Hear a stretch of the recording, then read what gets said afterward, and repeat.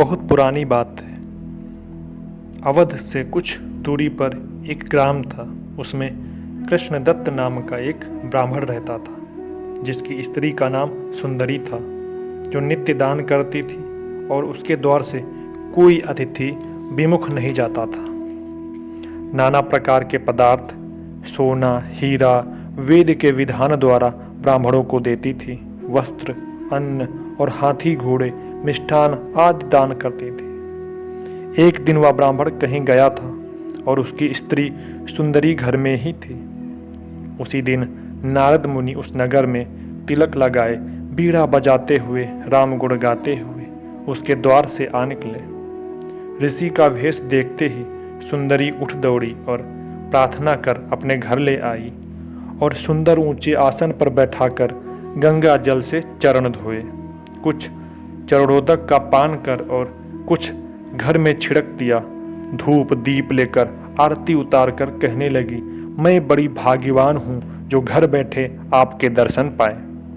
मुनि से आज्ञा ले भोजन बनाया और कहा, महाराज भोजन तैयार है, भोग लगाएं। नारद मुनि प्रेम से भोजन कर और आचमन कर आसन पर बैठ गए।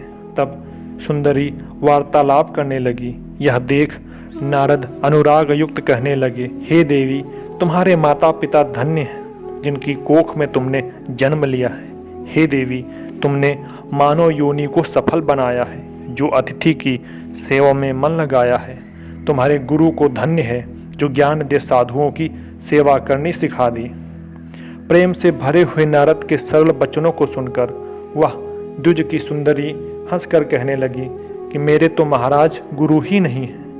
उसकी बातों को सुनते ही नारद ने खाए हुए भोजन को वमन द्वारा बाहर निकाल दिया। तब सुंदरी कहने लगी, हे प्रभु, मेरी क्या चूक देख वमन कर दिया। नारद ने कहा, जो वैष्णव बिना जाने अवैष्णव के घर भोजन या जलपान कर लेता है, उसके लिए यही एक प्रायश्चित साधन है।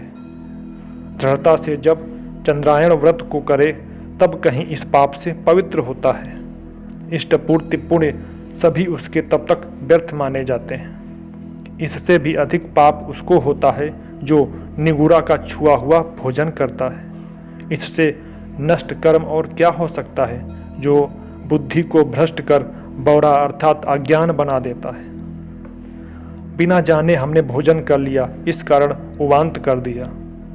सुंदरी नारद के वचनों को सुनकर अपने जन्म को धिक्कारने लगी। मैंने अनेकों प्रकार के दान व्रत किए हैं तथा तीर्थाटनों में मन लगाया है और कितनी ही गौओं के सींगों में सोना मढ़ाकर ब्राह्मणों को दान किया है। मैं नहीं जानती थी कि गुरु के बिना जो धर्म किया जाता है वह निष्फल हो जाता है। ऐसा कह सुंदरी ऋषि के चरणों में लपट गई और रोकर कहने लगी, अब मुझ पर दया करते हुए राम मंत्र का दान करिए। हे स्वामी, अब देर क्यों कर रहे हैं। सुंदरी की प्रीति देख नारद मुनि कहने लगे, मेरे वचनों को मानो तो प्रथम जाकर स्नान करो। तब सुंदरी बोली, ऋषि सुनिए, जब यह जीव भगवान की शरण में जाता है तो यमगढ़ कुटुंबियों को दुख देते हैं। पुत्र तथा माता पिता कहते हैं कि मेरे घर में भक्ति नहीं छाजती है। कोई कहते हैं संसार में अभी सब सुखों का भोग करो, बूढ़े होने पर भगवान का भजन कर लेंगे।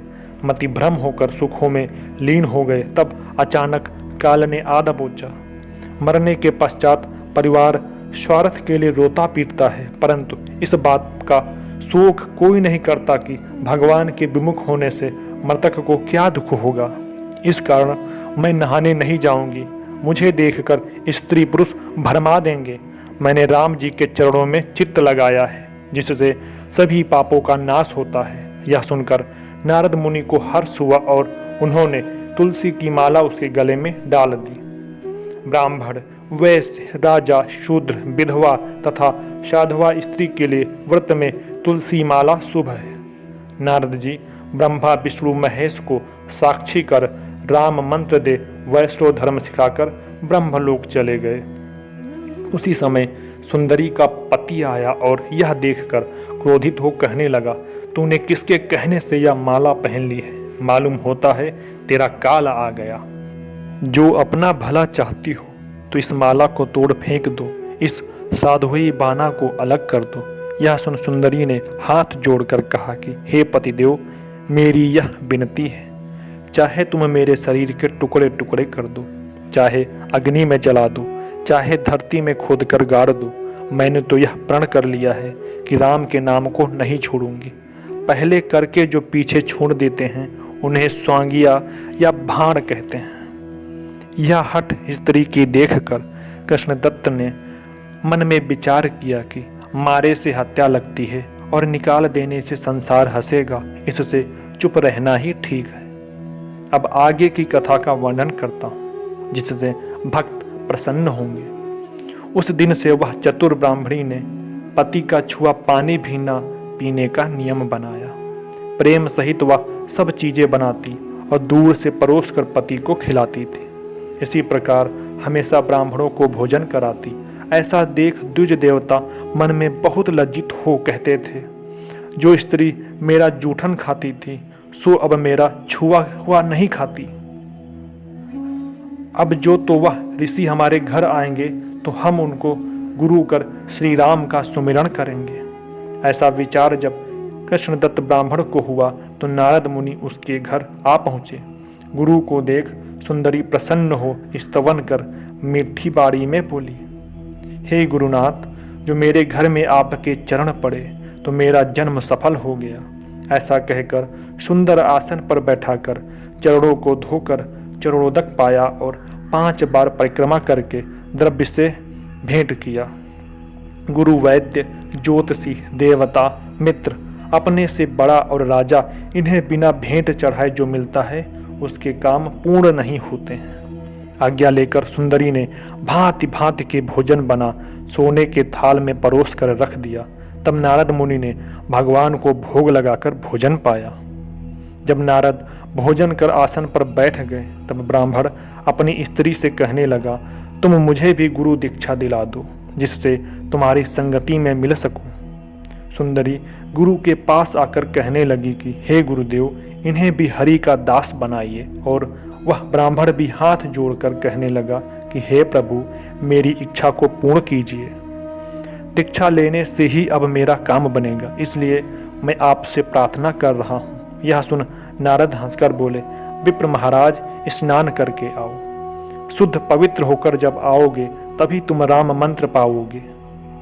नारद मुनि के कहे अनुसार द्विज उत्साह पूर्वक नगर के बाहर जो नदी थी उसमें नहाने चले। रास्ते में उन्हें एक पंडित जी मिल गए जो कृष्णदत्त से पूछने लगे कि यह तो मुझे बताओ, ऐसा कौन महान कार्य है जो बड़े उतावले से जा रहे हो। कृष्णदत्त ने पंडित से कहा कि मुझे आज गुरु दीक्षा लेनी है, इसीलिए नहाने जाता हूँ। भेद की बात जो थी वह कह दी, आपसे नहीं छिपाया। यह सुन पंडित ने कहा कि कृष्णदत्त, पितरपक्ष कुंवार के महीने में गुरु दीक्षा लेना मना है।